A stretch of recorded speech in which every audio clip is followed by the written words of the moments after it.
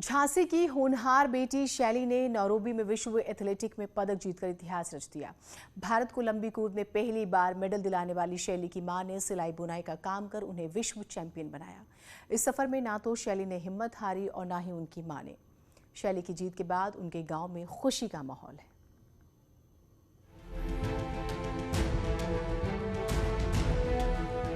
झांसी की रहने वाली शैली ने सबसे लंबी छलांग लगाकर विश्व में भारत का नाम रोशन कर दिया। शैली ने नैरोबी में हो रहे अंडर 20 वर्ल्ड एथलेटिक्स चैंपियनशिप में ये इतिहास रचा है। शानदार प्रदर्शन करते हुए शैली ने इस चैंपियनशिप में सिल्वर मेडल जीता है। भारत को लंबी कूद में पहली बार मेडल मिला है।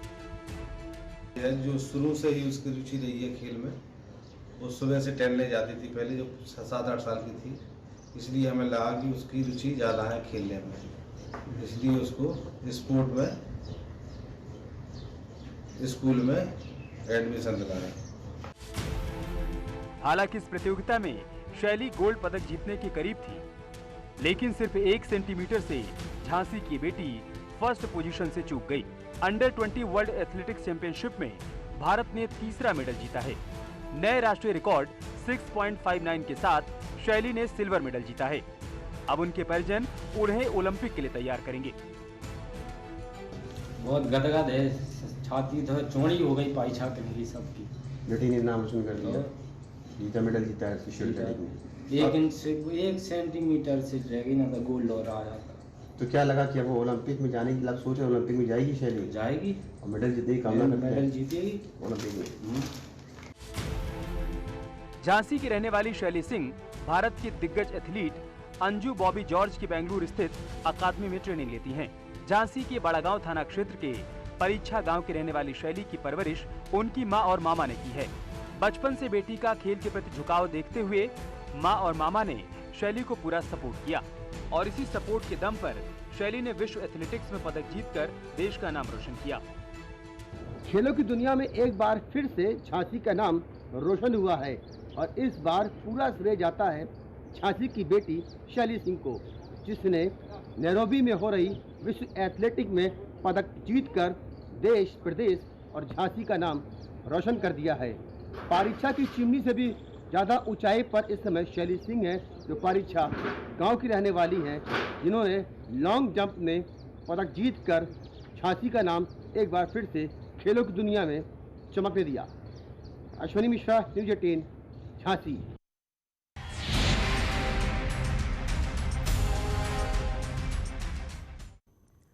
बुंदेलखंड के महोबा में वीर आल्हा उदल की याद में लगने वाला उत्तर भारत का मशहूर कजली मेला इस बार भी कोरोना संक्रमण की वजह से आयोजित नहीं हुआ।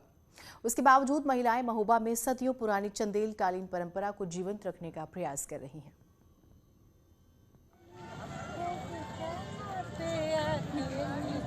महोबा में सर पर कलश रखकर गीत गाती ये महिलाएं 840 साल पुरानी परंपरा को जीवित रखने के प्रयास में जुटी हैं।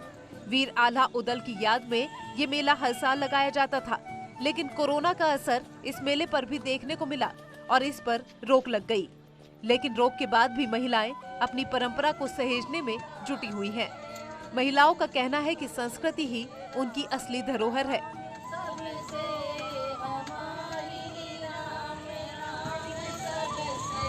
जैसा कि आप सभी लोग जानते हैं, पिछले साल भी आप लोग गवाह हैं कि हमारा कोविड के कारण हमारी जो ये शोभा यात्रा है किसी समय बहुत भव्य हुआ करती थी। आसपास सभी लोग जानते हैं कि भारत की ये धरोहर, हमारे यहाँ की महोबा की ये धरोहर है कजली महोत्सव।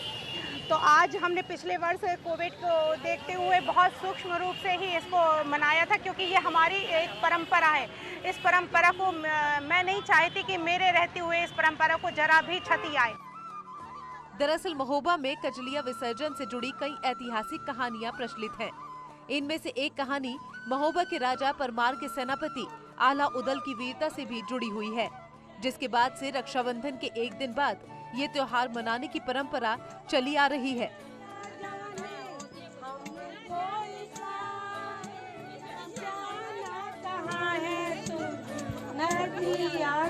हम सभी नारी शक्तियाँ कहना चाहिए, जो कि हमेशा आप जानते हैं कि ये परंपरा की जो धरोहर है वो नारियों के ऊपर रहती है, वो चाहें तो बहुत अच्छे से निभा सकती हैं।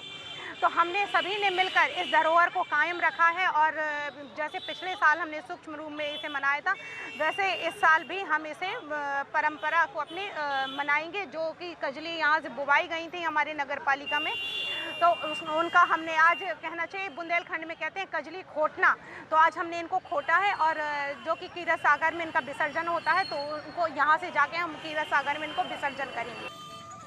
कजली मेले में हाथी घोड़ों के साथ वीर सेना की भव्य और आकर्षक झांकियां निकाली जाती थी, जिसे देखने के लिए लाखों की संख्या में दर्शकों की भारी भीड़ उमड़ती थी। लेकिन इस साल परंपरा को जीवित रखने के लिए इस विजय पर्व को छोटे रूप में मनाया गया है। मनोज कुमार ओझा, न्यूज़ 18 महोबा।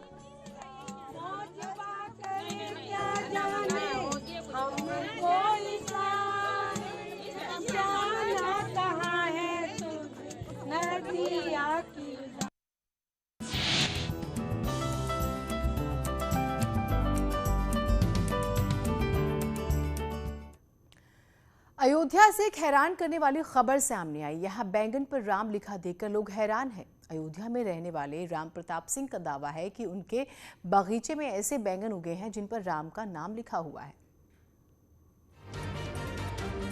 क्या आपने कभी बैंगन पर राम लिखा देखा है? अयोध्या के रहने वाले राम प्रताप सिंह का दावा है कि उनके बगीचे में ऐसे बैंगन उगे हैं जिन पर राम का नाम लिखा हुआ है। न्यूज़ 18 इस दावे की पुष्टि नहीं करता, लेकिन राम प्रताप ने बैंगन को अपने मंदिर में रखकर उसकी पूजा अर्चना शुरू कर दी है। आस पड़ोस के लोग भी इस दावे को सही मान रहे हैं और चमत्कार मानकर पूजा पाठ कर रहे हैं। हम आए और बैंगन सब्जी के लिए तोड़ने लगे और तोड़कर घर ले गए, तो वहाँ देखते हैं कि एक बैंगन में राम लिखा हुआ है और उसके 5-6 दिन के बाद फिर दूसरा बैंगन मिला, उसमें भी राम लिखा हुआ था। राम प्रताप का कहना है कि पहले उनके बगीचे में एक बैंगन उगा जिस पर राम लिखा था। उन्होंने उसे मंदिर में रख दिया, लेकिन कुछ दिन बाद दूसरे बैंगन पर भी राम लिखा दिखाई दिया, जिसे देखकर पूरा परिवार दंग रह गया। राम नाम के इस बैंगन को देखने के लिए लोगों की भीड़ लगने लगी है, लेकिन सवाल ये भी है कि कहीं बैंगन पर राम का नाम कोई पब्लिसिटी स्टंट तो नहीं। सच चाहे जो भी हो, लेकिन फिलहाल राम प्रताप और उनके आसपास के लोग इसे चमत्कार मान रहे हैं। केबी शुक्ला, न्यूज़ 18 अयोध्या।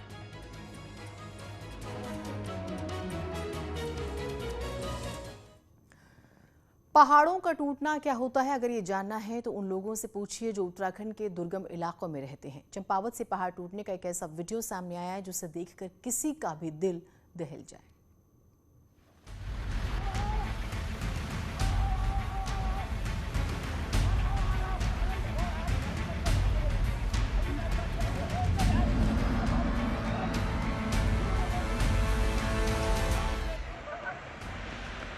पूरा पहाड़ आ गया भाई, हट जाओ। ये बहुत ही खतरनाक सीन है। पूरा पहाड़ आ गया, देखिए पूरा पहाड़ आ गया, देखिए बहुत ही खतरनाक, बहुत डेंजरस, बहुत ही डेंजरस पूरा पहाड़, बहुत खतरनाक। स्वाला के पास बहुत ही डेंजरस स्लाइडिंग हो रही है, इतनी खतरनाक स्लाइडिंग पहले कभी नहीं देखी। पूरा पहाड़ आया, पूरा पहाड़ आ गया सर, ये बहुत ही खतरनाक हो रहा है, बहुत ही डेंजरस हो रहा है, बहुत डेंजरस। पूरा पहाड़ गिर गया सर, पूरा पहाड़। ये 4 दिन 10 दिन तक नहीं खुलने वाला है। ये बहुत ही खतरनाक, बहुत खतरनाक स्लाइडिंग हो रही है, बहुत ही खतरनाक स्लाइडिंग। हिमालय की गोद में बसा उत्तराखंड, यहाँ की खूबसूरत वादियाँ किसी का भी मन मोह लेती हैं। इन प्राकृतिक नजारों का दीदार करने के लिए दूर दूर से लोग उत्तराखंड खिंचे चले आते हैं, लेकिन यही प्रकृति जब रौद्र रूप दिखाती है तो फिर इंसान का ज्ञान विज्ञान धरा का धरा रह जाता है। ये तस्वीरें चंपावत की हैं। पहाड़ से मलबा गिर रहा है या पूरा पहाड़ ही धराशायी हो रहा है, जो सब कुछ ध्वस्त करने को आमदा है। कुछ ही सेकंड में चंपावत के स्वाला का ये हाईवे मलबे में तब्दील हो गया। पहाड़ से कितने पत्थर गिरे, कितने पेड़ जड़ समेत खाई में चले गए, पता ही नहीं चला। जैसे ही मलबा ऊपर से गिरना शुरू हुआ, हाईवे पर ट्रैफिक ठहर गया। गाड़ियों की रफ्तार पर पहाड़ी बोल्डर ने ब्रेक लगा दिया।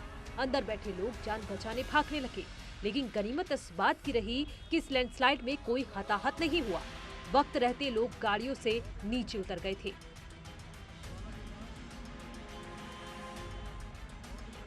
पार जो मलबा है वो काफ़ी अधिक मात्रा में है, पूरा हिल स्लाइड होकर वहाँ पर गिर चुका है, तो पूरी तरह से बंद है।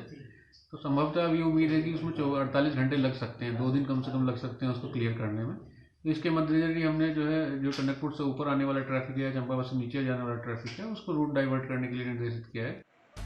चंपावत के स्वाला में हाईवे पूरी तरह से बंद है।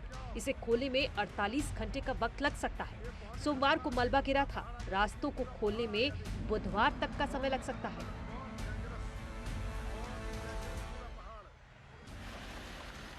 ये तस्वीरें हल्द्वानी की है। यहाँ शुक्रवार को मेन रोड पर मलबा आ गया था, जिसकी वजह से हल्द्वानी जोलीकोट अल्मोड़ा बंद हो गया। शुक्रवार से हाईवे बंद हुआ है और सोमवार तक रास्ता खोला नहीं जा सका। रुक रुक कर हो रही बारिश की वजह से रास्ता खोलने में परेशानी भी हो रही है। ये तस्वीरें चमोली के रैणी की है। यहाँ लैंडस्लाइड की वजह से 250 से ज्यादा लोग फंस गए थे, जिसमें ग्रामीणों के साथ साथ आर्मी के लोग भी शामिल थे। एसडीआरएफ और एनडीआरएफ ने रेस्क्यू ऑपरेशन चलाकर सभी को सुरक्षित निकाला, जिसके बाद लोगों ने राहत की सांस ली। Bureau report, news 18। एक छोटा सा ब्रेक ले रहे हैं, कहीं मत जाइएगा।